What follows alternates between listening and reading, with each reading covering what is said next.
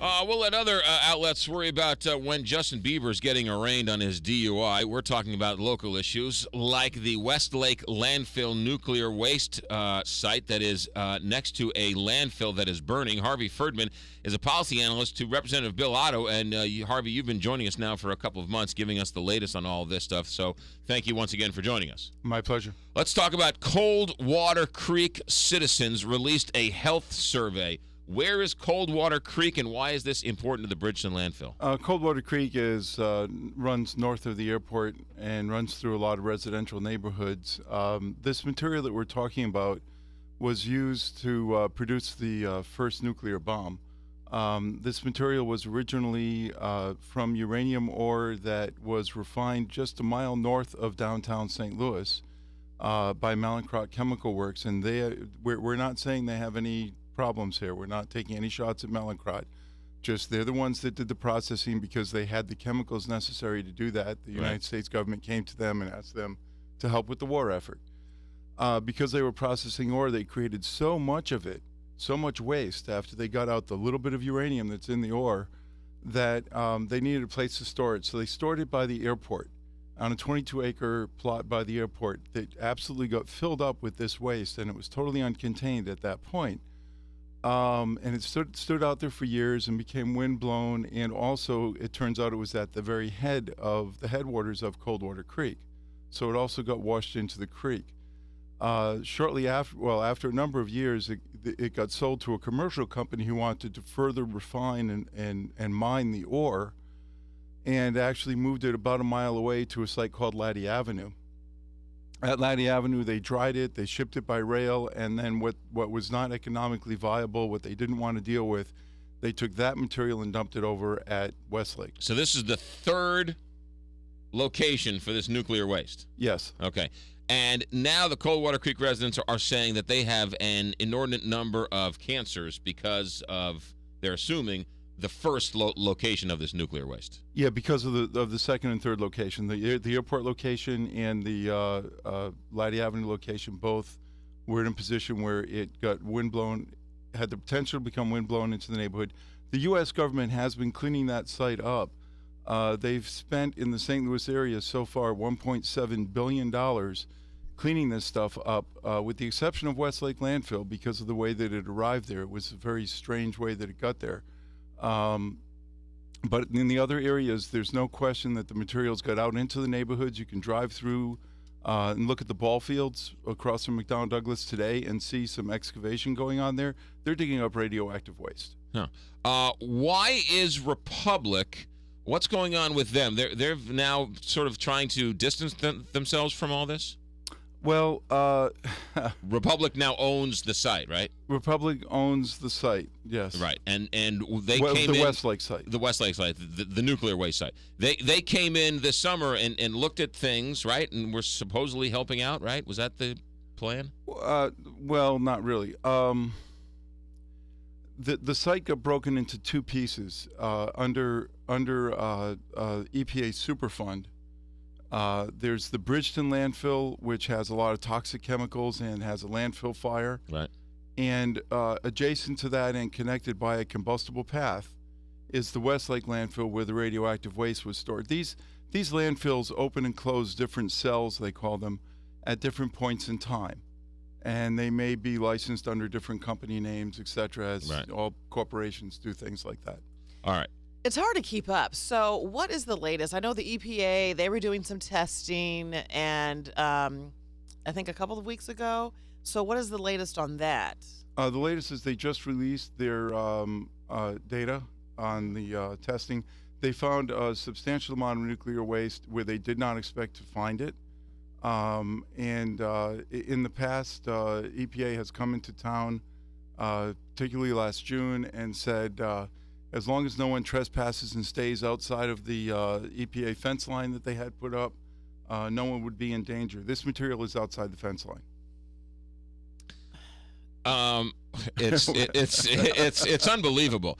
Yeah, Superfund at this site is broken. There's another government agency called FUSRAP, which is doing the cleanup. They did the cell out at Weldon Springs.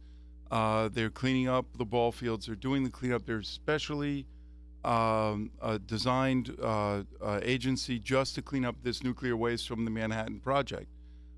That's what the citizens and we are asking for. We want that agency put in charge and not EPA Superfund. EPA Superfund negotiates with the owners, with Republic and the other folks who are considered the financially responsible parties for the site. And it's a negotiation. It's not, here's what needs to be done, go do it because we need to keep the neighborhood safe. Foodstrap, on the other hand, does operate that way. They come in, it's the Army Corps of Engineers does the work.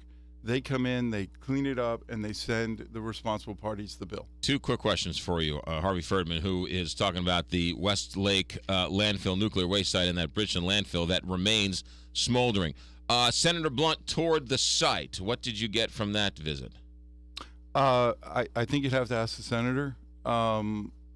I do know that his office, and we've been meeting with his office a number of times and recently, his office is taking this situation very, very seriously, and we're looking forward to continued awareness raising for all 4 of our federally elected officials, and we've gotten their attention. This situation has definitely gotten their attention. If you mentioned Weldon Springs, when you go down Highway 94 to the wineries, there's a giant cone on the side of the road out of nowhere. It's beautiful trees, and all of a sudden this giant cone shows up. And every time I drive by, I say, that's a nuclear waste site from the Manhattan Project. And people look at me like I'm crazy. But they capped it. And so now it's safe, and people play all around it, and it's safe by all accounts. Yes. Why can't we do that, and is that plausible to do that here in Bridgeton? Okay, first, just, I'm a technical guy, so terminology-wise, it's not a cap. Okay, sorry. A cap is what they wanted to do to Westlake that the citizenry got overturned in 2008. A cap is not the right solution. Okay.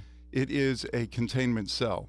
Which is what's going on in Weldon Springs. In Weldon Springs, it's an engineered containment cell. There's layers and layers underneath it. It is a sealed cell. There's layers and layers above it and around it. They can do that at Westlake. It has been priced out as part of the study. They priced 3 alternatives, putting a cap on it, which is basically what you put on any standard municipal landfill, just a cap of dirt and some rocks.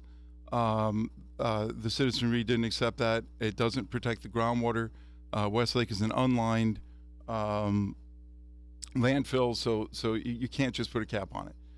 The other 2 solutions they looked at was off-site storage at an engineered licensed storage facility or an engineered on-site storage cell.